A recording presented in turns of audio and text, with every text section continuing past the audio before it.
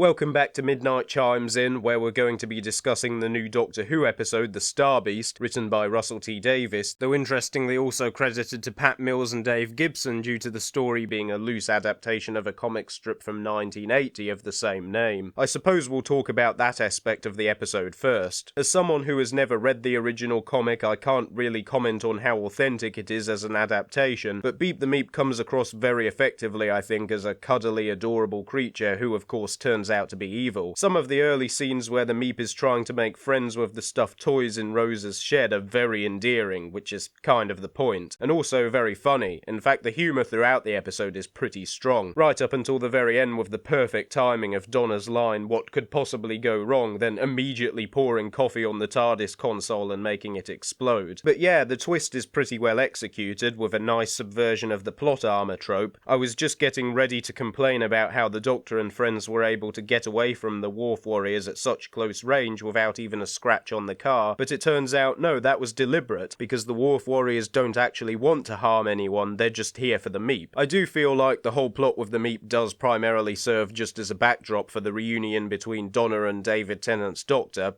I'm still not going to call him the 14th Doctor because that's just stupid. Any long-time viewers will know that I've been pretty cynical about the whole notion of Tennant being the Doctor again, but to be honest, now that it's happening, I am kind of here for the nostalgia. Don't get me wrong, I still don't think Doctor Who is sustainable in this current format, and whether or not the show has any future or not will be dependent on what happens once Ncuti Gatwa takes over the role for the next series. But for the time being, I am prepared to indulge in the nostalgia and just engage with this episode for what it is, which is a lot of fun as it turns out. Not just because of the interactions between the Doctor and Donna, but the rest of the family all get their moments as well. For me, the underrated breakout character is Sylvia. It's really great to see how she's mellowed out a bit as she's got older, while still retaining all of her sass. The scene where she wants to be supportive of Rose's transition but keeps fumbling and second-guessing herself, I would imagine is probably quite relatable to many of the older generation. And to be clear, in my experience, most trans people are not going to judge you for making genuine mistakes or not understanding certain things. The point is that she is making an effort. While we're on the subject of Rose, I do question whether it was a good idea for her birth name to be revealed in the episode. It just feels like it wasn't really necessary, and as Council of Geeks already pointed out, it potentially gives ammunition to hateful viewers who might choose to deliberately dead-name the character, which isn't great. I'm going to talk about the plot resolution more in just a second, but it's also weird how near the end there's a line which seems to indicate Rose is non-binary, even though that had never been established up until that point, and as far as I am aware, Yasmin Finney, the actor who plays her, is a binary trans woman. If it seems like I'm being overly harsh, don't get me wrong, I enjoyed her appearance in the episode very much, but I'm a cis white man, and I therefore don't see it as my place to be dishing out praise for representation of marginalised groups, because that would just be patronising. So yeah, the resolution.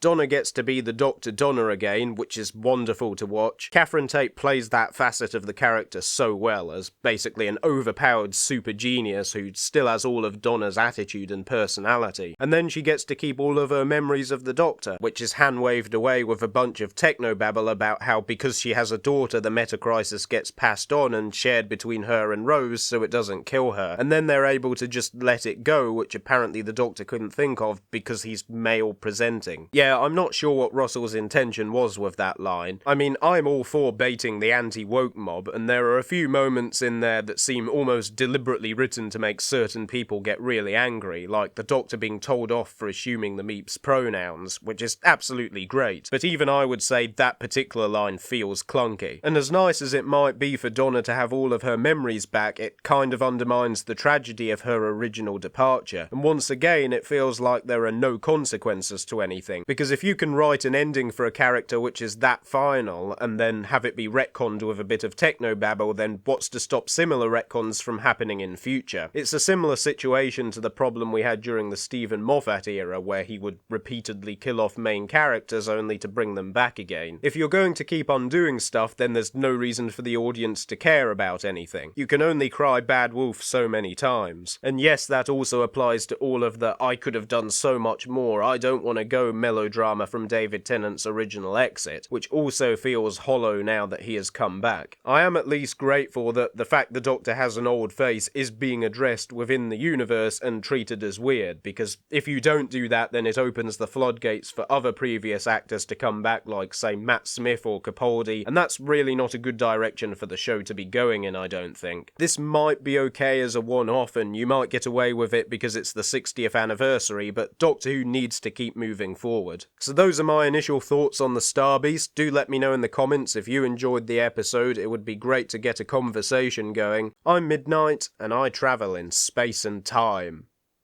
And trains.